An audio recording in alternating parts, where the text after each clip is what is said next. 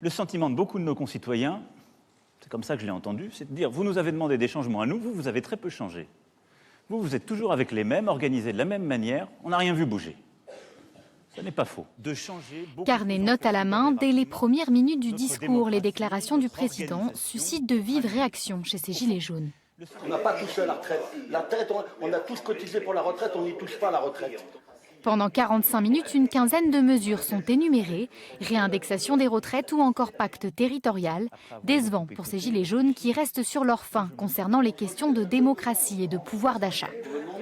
Nous, on a besoin d'un meilleur pouvoir d'achat, on a besoin de terminer le mois, on a besoin de se sentir,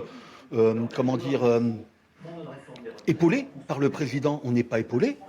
Un point retient particulièrement leur attention, la non-réponse du gouvernement face à la colère des Français. Je ne crois pas avoir été sourd.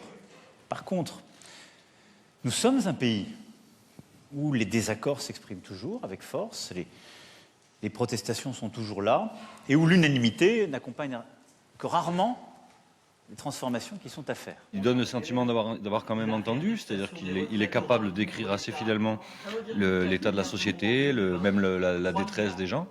Et puis après, derrière, on est dans l'incantation, c'est-à-dire dans le vide, dans le vent, dans ce qu'il a toujours fait, dans ce qu'il fait le mieux. Pas de changement de cap à l'horizon. 63% des Français déclarent ne pas avoir été convaincus par cette allocution. Les Gilets jaunes l'affirment, ils continueront la mobilisation dans les prochaines semaines. Les générations suivantes.